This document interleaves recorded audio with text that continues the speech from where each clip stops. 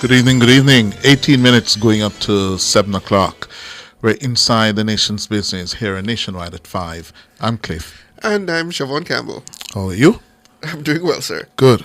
Well, in the nation's business this evening, the perennial problem of grooming in schools, hairstyles, uniforms, footwear.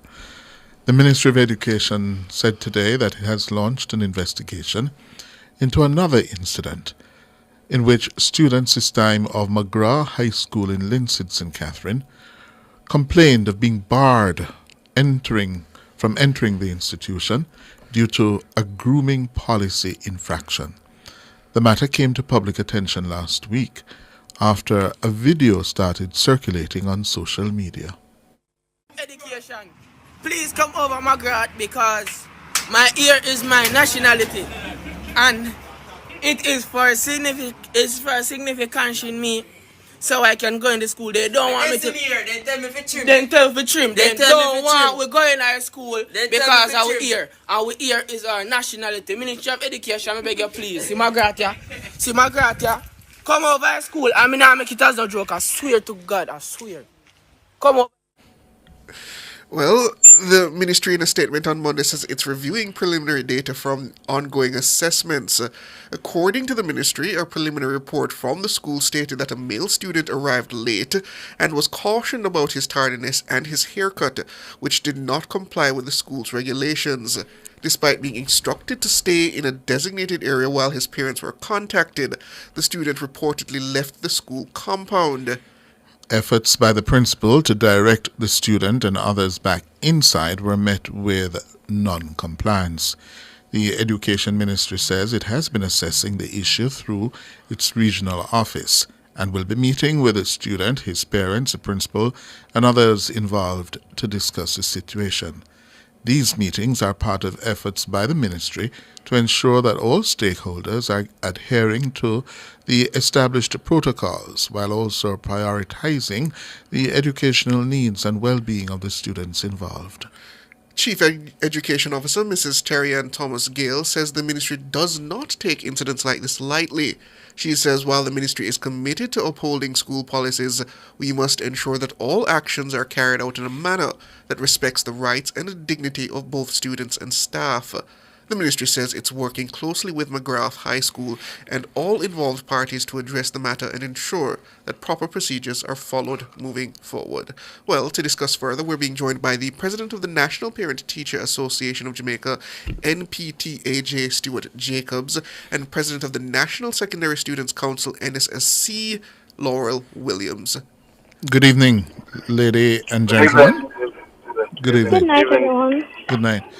Well, let me begin with an issue here, because from the video, did you see the video, Mr. Jacobs, Miss Williams? Yes, I did, sir. Okay. The first thing I can't get past, yes, that young man needs some attention because, frankly, it's difficult to watch the way he embarrassed himself by talking about his hair being his nationality when he meant identity. Yes? And I don't know about you, Mr. Jacobs, nor Miss Williams, but I feel, and I have to declare it because it's hard. Yeah? McGrath not only has a problem in terms of how it is enforcing its grooming policy, but I would imagine the leadership of McGrath should be using this as a tool, a teaching, learning moment to its students. First of all, the young man involved, to point out to him wrong choice of words. Yes. 2, how to use social media. He's representing himself and his school and his country. This may very well have gone global, and frankly that it was embarrassing. And we need to fix that. It is also a teaching, a learning moment as to how you conduct yourself on social media. which is a part of the human existence today. What say you, Mr. Jacobs and Mr. Williams? Am I being too picky? You're not being too picky, and as a parent, no, you're not being too picky. The sentence structure of the young man and his whole decorum is one that is left wanting. And I just say that it needs almost immediate attention. Yes. As to how it is that he ought to be groomed, continue to groom. But the wider picture here is that the reason why he's on social media behaving as he's behaving, and it comes from a wider societal behavior when it comes to following rules. The school has a policy. The Ministry of Education has a grooming policy, and that grooming policy is overarching of how schools go about setting their policy. And the policy that is set must, not ought to be, but must be followed by each and every student. At the beginning of September, each parent and child is asked to sign that contract with the school policy. And so it is understood, and there's always this problem that I have. If 99% of the school is following the grooming policy, why is it that 1% should they allow to break it? Our society needs to learn that there are rules that are set, and not because you agree with they disagree with the rule, it must be broken. Not because everyone is doing it makes it right, and not because no one is doing it makes it wrong. We have to understand this is something that must be established in our children from now, because when they leave our established secondary primary system and they go into the working world here and abroad, they will have to follow the rules set by their employees, or they're going to lose their jobs, or they're going to be marginalized by society if they don't follow rules that they might not agree with. We have to be. A stop sign means to stop. Red means stop. Not because no car is coming means they can't go. If the school says the grooming policy is as such, you must follow it. And this is something that parents are turning a blind eye to sometimes because of how the child feels or how they feel. It's not how you feel. It is what is established by the school. And a part of the education system is not just academics. It's how you fit yourself into society. That is what education is about. And we will lose sense when a boy can come on with his friends to embarrass the school and by extension embarrass himself. And from something has to be done.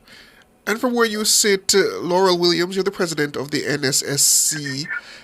The student in question in this specific matter, do you think that he went about it the right way?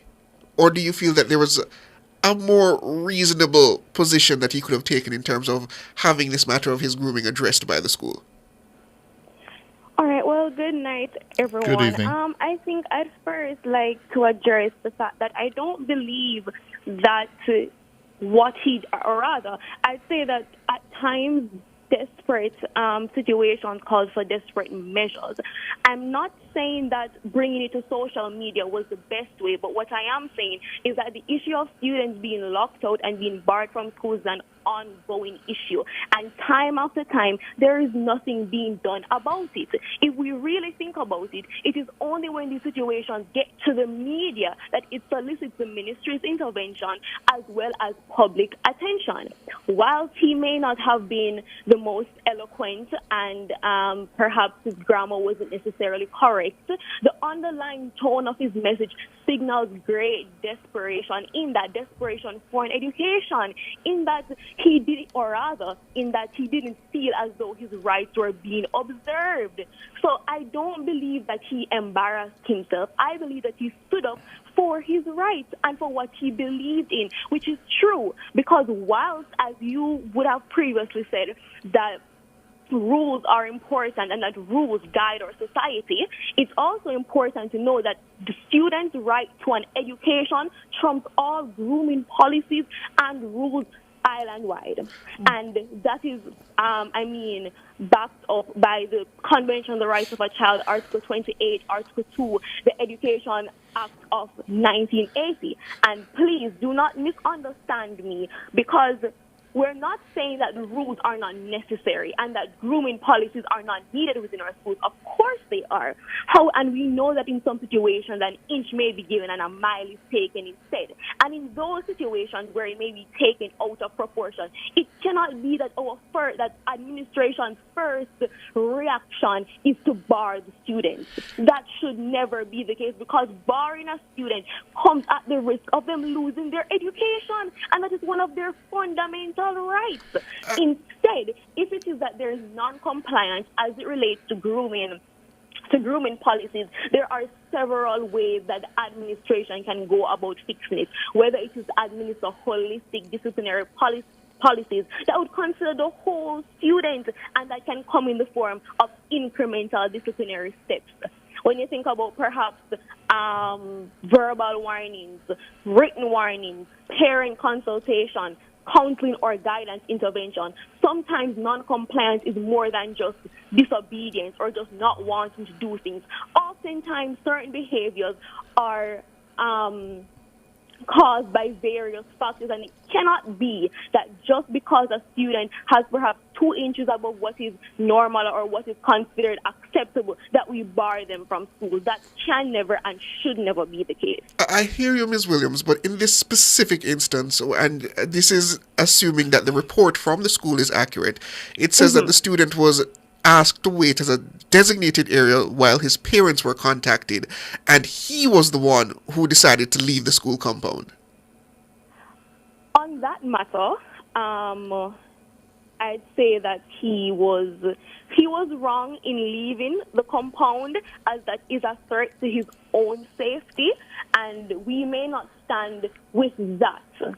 However, I'm assuming that it came from a place of, genuine frustration. However, he really should have stayed within the school premises, and that's simply for his safety. Mm-hmm. Mr. Jacobs? This case is an isolated one, because I do know what the regulations and the rules are. Before a child is barred from school in such a manner, there would have been a verbal warning, there'd be written warning, and there'd be another written warning that is on file. And then when there's a breach again, then the measure is to bar you from school. I will have no problem whatsoever with a school barring a boy or girl from school for breaching the school rules. Rights, the fundamental rights of a child is there, it's very clear, but it comes with a responsibility. And the responsibility is 3 ways. The responsibility of the school to ensure that the child learns to follow rules. The responsibility of the parent to ensure that the rules that the school sets out is enforced. And third, the student ought to follow the rules that the school sets and the parent encourages. That is what they call responsibility of following the rules.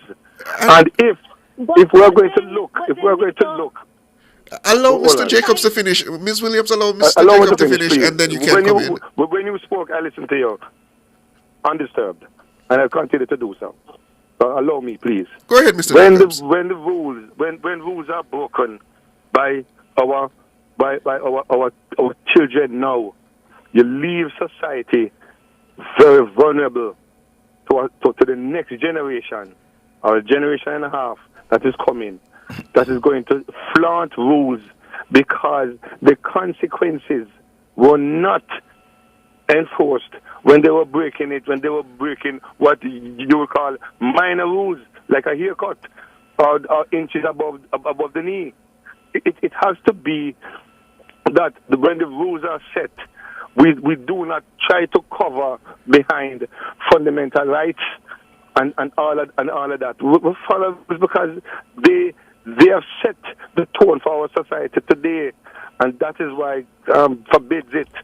we are in the state that we are in some degree where there's so much lawlessness in our society because minor rules are broken, are breached, and they become major when people move on from adolescent to adult. That happens. Miss Williams. So unfortunate. Miss Williams, and we should tell our listeners, Laurel Williams is the president of the National Secondary Schools Council, the NSSC. Yes. That's the body that represents students. Go ahead, Miss Williams. Yes, sir. Mr. Jacobs, you spoke heavily on the fact that students need to adhere to rules, and it's important as we continue to grow and become upstanding members of society. But may I also submit that the Ministry of Education, Skills, Youth and Information has strongly discouraged and made rules that students must not be barred from school. So therefore, if it is that you are saying that students are not obeying and abiding by the rules, couldn't you say also that schools are not abiding by the rules also? Because may I say that there are several ways to ensure compliance. It does not have to be that we go to the extreme end of the continuum of barring a student from school to solicit them to comply to the rules. I am not saying that obedience to rules should be something that should be a struggle. I'm not saying that. However, it cannot be that we go to the extreme end to ensure compliance. There are several things that can be done between the original act of non-compliance and then completely going to bar the students. Because if we really think about it, locking out students jeopardizes their safety, it increases absenteeism, and can lead to feelings of alienation. If it is that we want for students to begin to abide by the rules, those values like discipline, punctuality, and responsibility, as you mentioned, are best taught through dialogue, mentorship, and consistent reinforcement, not through punitive actions that send the message that a mistake or acts of non-compliance make somebody undeserving of an opportunity. Miss Williams, you keep on saying him being barred. He was not barred. He was confined to a designated area, and he left. And that's where I'd like to put it to you, Ms. Williams. In this instant case at McGrath High School, do you not believe the school did everything in its power to address this in a more amicable manner? They called in the parents, and he was, as in the student, was the one who specifically denied himself the ability to have that dialogue by taking it upon himself to further disobey the rules and remove himself from the school compound. Was he not allowed to go to classes, sir? No. He was confined to a designated area so that the school's leadership could deal with his infraction, including confining him on the school compound and trying to reach his parents. Nothing is wrong with that. There's absolutely nothing wrong with that. And as I said before, the school was right the school was right in contacting his parents, and he would have been unfortunately wrong in leaving the compound. Exactly. However, what I am speaking about in general as it relates to the grooming policies is as a whole. I'm not necessarily particularly related to this particular incident. I'm referring to the constant issues. The constant occurrences. Yes. Very well. Yes. Point taken. Right. Point taken. We saw one earlier or late last week or yesterday of a young lady, a student of Jonathan Grant. Mr. Jacobs, Miss Williams, what was her infraction? She was told her uniform is to be no more than 4 inches above her ankle. She went to school September and no problem. The uniform was indeed 4 inches above her ankle. Now she returns to school this year, 3-4 months later, and it's more than 4 inches, possibly 5 inches. And what was the response of Jonathan Grant? Causing another issue. Now here, Mr. Jacobs, isn't this intransigence and a lack of practicality from student leaders, administrators? A child no more than first or second form would have grown between September and January. I mean, so any period, that period of time Yes. during adolescence and It's a growth spurt. it must be murder on the pocket. Indeed, and the other thing that I find difficult with Jonathan Grant's posture is a uniform is made and it doesn't cost you $1. No, if you grow 2-3 inches, and we have put up the photograph on the screen, the uniform, still long, can't expose no part of our lower body or upper body for that. But yet you are going to say she can't come to school?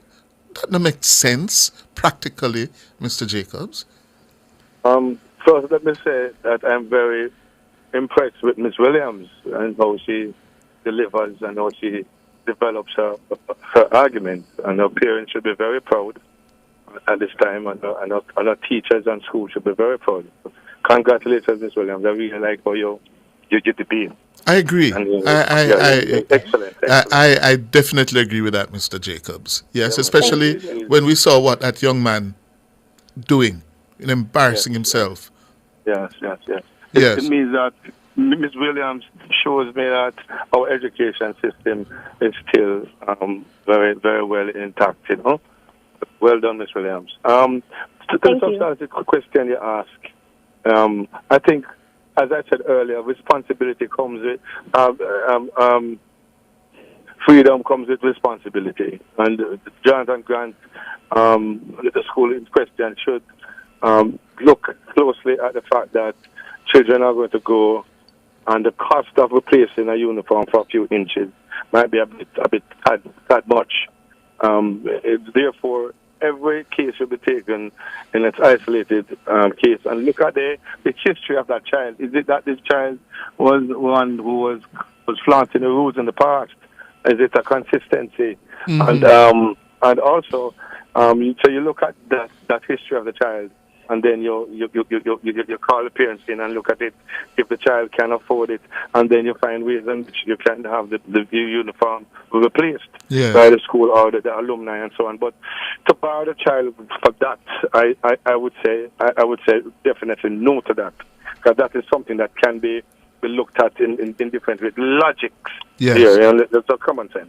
Yes. But Mr. Jacobs, this matter regarding the lengths of uniforms, even separate and apart from hair grooming, which tends to be subjective, why can't we have a very simple policy in terms of the management of school uniforms, particularly girls' uniforms, where the length can be considered reasonable rather than you having these specificities about 5 inches above the knee or below the ankle? If you should do research as to why some schools have it that way from tradition, some of the schools comes from the religious background. I can't speak for the Franciscan missionary sisters, the Sisters of Allegheny, who operate Immaculate, and Franciscan missionary sisters would be Mount Alverna, Marymount, and Holy Child High School. They have some specifics coming from that time, and they have been quite flexible over the years. I think, though, that the length of the uniform has to be tempered with the climate that we are going through now. It's global warming, and so you really have the child under severe perspiration at that point. But what can be done is have a standard across the board for the length of the uniform, a minimum and a maximum, and that would be the Ministry of Education sitting with the stakeholders and the owners of these schools to come up with a policy and include bodies such as the NPTAG and so on to be a part of it, where we have a standard grooming policy where that is concerned, a standard segment of the policy where that is concerned, because one has to look at the change in climate. Yes, but it's interesting you mentioned the likes of Immaculate and Mount Alvernia. Those schools don't have these problems, you know. And you know why? Because from you are about to enter a Mount Alvernia or an Immaculate or a Holy Childhood, parents, guardians, and students are put through an orientation exercise that declares and specifies what are the rules. And you have to sign on. And when I say sign on, you have to sign an agreement that you're going to follow these rules. And you are told precisely what are the rules that you're signing on to. Yes? And you know the sanctions from the very outset. So it's not left up to any, arbitrary act. You know the rules and you know what are the sanctions. Yeah? And part of the problem that other schools have, we don't have parents who are turning up at school until there's a problem. You don't have a tradition, yes, a culture where you're a first former, you're coming into the school, yeah, this is the school handbook, the rules, and everybody have to sign up, parents and guardians and students. So you know the rules, yeah. Those schools don't have these problems.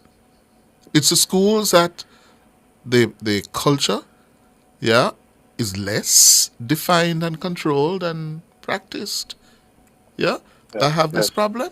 Would you agree, Ms. Williams, with that assessment that the parents, due to their inattentiveness, share some responsibility in this matter? I'd say so. Parents have a great responsibility as it relates to, students, their compliance, and I think showing up always matters, and that's me speaking from the perspective of a child, of a student. Unfortunately, in many cases, in many schools across Jamaica, what you said is true, in that sometimes parents only, unfortunately, show up when there is an issue. And I can see sometimes where that causes several issues as it relates to students' additional non-compliance. So I'd say yes, sir. Yeah. Well, the Ministry of Education needs to be more proactive as well, yes, in helping schools to fashion their policies and how to really enforce the policies. Yeah, I don't think anybody would agree with the first sign of problem, you bar them. That is not solving the problem. Yes, you must tell them you're not going into classes until your parent or guardian is here. Yeah? Since we can't see you when for the PTA meetings or the homeschool associations meeting, yeah? Who's your daddy? Who's your mommy? Come, you need to be here. Yeah? But barring them and putting them on the street side, no. Not the solution, not the way to go. Yes? Miss Laurel Williams, where do you attend school, Laurel? I attend Glenmere High School, sir.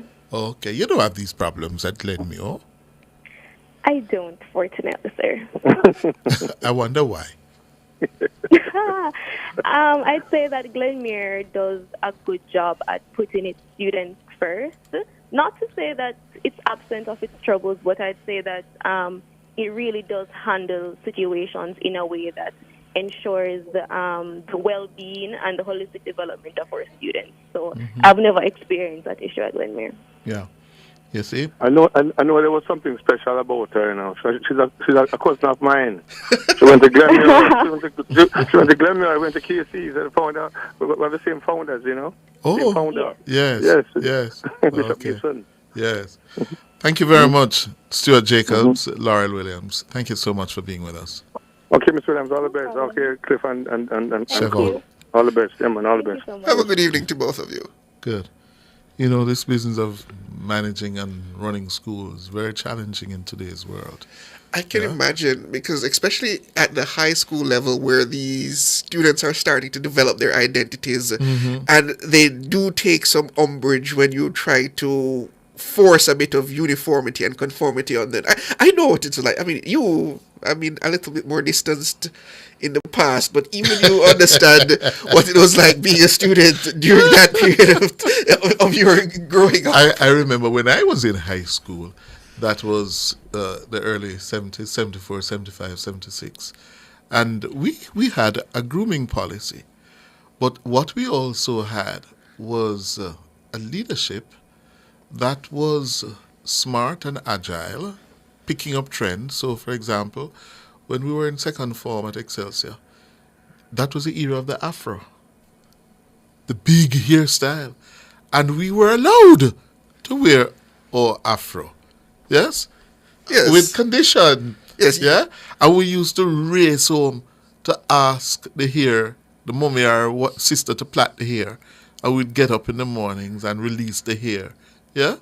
And keep it clean and Yes, yeah? and similarly, women, we were allowed to grow out our beards. Yeah. But to a level, I believe the principal at one point said, "If I can grab it, it's too long." Interesting. And I felt that was an interesting rule. But some of the administrators, and I think it's their reaction to the breakdown that they're seeing, they're too rigid. And as an educator, you must understand, the culture, the sociology of the era in which you are educating Yes, children. and as you rightly point out, it is also a lack of attentiveness on the part of the parents. Yes. I mean, I understand that there are many parents that are struggling just to put the student through school. Mm-hmm. It gives them very little time in terms of dealing with those day-to-day issues, but it is important to make that time because my mother, when I was growing up, she was all across the country. She was an education officer all across the country. Mm-hmm. Some days she was in St. Mary, some days she was in Clarendon, but she still took the time to make sure, is my child doing well in school? Absolutely. Is he following the rules? And that is so crucial, because too many students, too many children are not being parented today. Precisely. They're being parented by an older sibling or through the barrel phenomena. Or now it's a FaceTime. Yeah, the tablet and the cell and phone. the tablet, that is being used to parent them. Yeah, we have issues, we have serious problems.